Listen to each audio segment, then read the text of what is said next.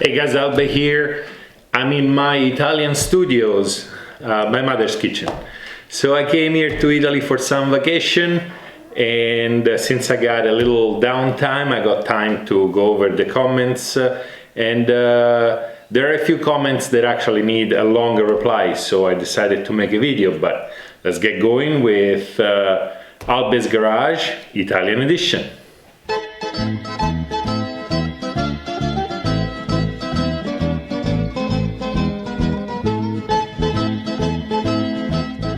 Two of the videos actually trigger an avalanche of comments. One being the USB port I installed on the BMW f800gs. The other one being my tubeless kit installation. Let's start talking about the USB video. Many of you have said that the USB port actually will drain the battery, and slowly but certainly it actually did drain the battery. Going through the comments, you guys give me a bunch of different ideas. So some of you talk about different wiring. There are ways of making the USB port not drain the battery by cutting and splicing here and there, but I really don't want to mess with the BMW ignition switch. So that's out for me. I actually want to be able to plug something in even when the bike is off. Some of you have talked about using the adapter for the provided BMW port that you have nearby the key. The other problem with that is the adapters are usually really bulky and they really get in the way, and I wanted something that is by the handlebar and doesn't get in the way. So there was another problem. Somebody, Taras, sorry if I don't pronounce your name correctly, Taras actually suggested to use a power bank, and I think that's a great idea when you travel. Now, personally, when I go off-road or when I go nearby my house, I don't want to carry anything that I don't have to. So, but there was a good suggestion. One of the other questions was, is the thing that I install waterproof? Well, now it's a solid piece of rubber with a USB socket on it, and there is a rubbery cap on it. As long as the cap is on, the thing is, I shouldn't say waterproof, I should more say like water resistant. So I try with a hose and I spray the plug, and there was no water in the socket when I went to look inside, so no water, no oxidation. If you pay a little bit of attention to it, if you take a little care of it, I believe it can be considered waterproof. So one of the topics that turned out to be the most controversial is turning spoke wheels tubeless. I used an Outex kit to make my BMW spoke wheels tubeless, and that triggered an ocean of comments, response, and so on, which I'm actually happy about. But let's go over it and let's see what I'm talking about. Now, first and foremost, most of us debate about going tubeless with a spoke wheel bike. It's not an easy decision, and as has been brought to my attention in the comments, why would you do that? It's not an easy process, it's lengthy, and it doesn't give you certain result. So as Jack brought up in the comments, apparently he does hate tubes. I'm pretty sure he doesn't mean it as a personal hate of tubes for whatever reason. I'm pretty sure he means it as you cannot plug a tube as you can do with a tubeless tire. If you get a nail in your tire and your tire is tubed, now you need to take the tire apart, you need to pull the tube, patch the tube, put it back in. It's a lengthy process, while if your tire is tubeless, you can just use one of those kits that they sell at AutoZone, Walmart or whatnot, and just plug the tires. It's literally a 60-second process. So That's the main reason why I made my street set of tires tubeless. I want the ability to plug it in case of a flat. But now, some of the comments were talking about going off-road with tubeless tires. Now, I do have two sets. I have a set to go off-road, which is going to stay tubed, and I have a set to go on the street, which is going to be tubeless.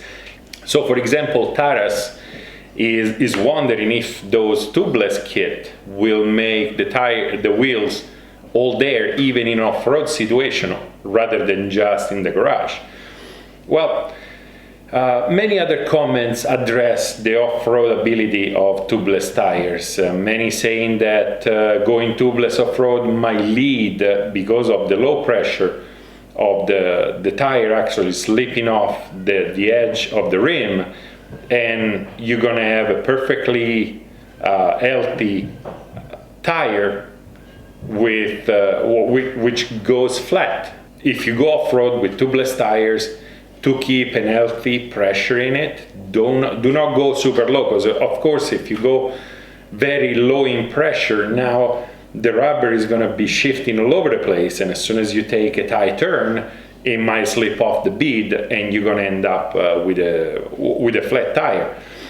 But there are solutions. If you guys do a simple search on Amazon, you can find some retainer that need to be installed inside the rim that will keep the tire bead actually in place, so that doesn't occur. Let's be clear, it's a BMW f800gs, it's a 400-pound motorcycle. Those that actually go extreme off-roading with that bike are very small amount of people. Those that do actually have a set of tire just for off-roading, and so that's really not an issue. I do appreciate Ed and Taras bringing it up, because for somebody that doesn't know any better, that probably doesn't even think about that, so they might make their tire tubeless, go off-road, deflate the tire to make it more grippy, and then get stranded. So thank you very much. On top of that, I really need to thank Jack, Ed, and Taras. Thank you very much for leaving those comments and for being active on my channel. Keep doing that, because I really like the feedback, especially because sometimes there are suggestions you guys make that I'm not even thinking about. And Ed every once in a while shoots me a link of some useful product to review and install in the future, so thanks again. But let's go back to the comments. So this tubeless deal turned out to be way more controversial than I ever thought it would be. I figure if you have tube tires and use your bike on the street, you might want to turn them tubeless. So another comment was talking about those kits not being reliable over time. So up to a certain point, whatever keeps the air in is going to get hard and brittle, and is not going to be functional anymore. Well, I guess I'm going to have to deal with that when I get there. So far, so good. This Aurex kit has been working pretty good. I'm going to keep it. I'm loving it.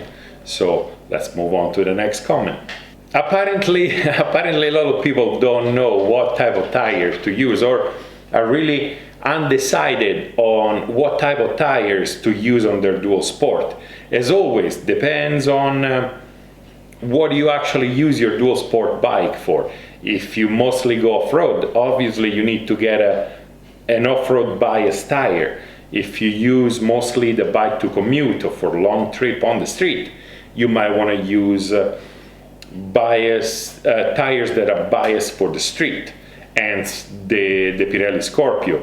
Or rather, if you go off-road a lot, the TKC80 Continental are pretty good. Or if you're a 50/50 guy, you might want to take a look at the Idenau K60 Scout, which seem to be one of the most appreciated tires out there.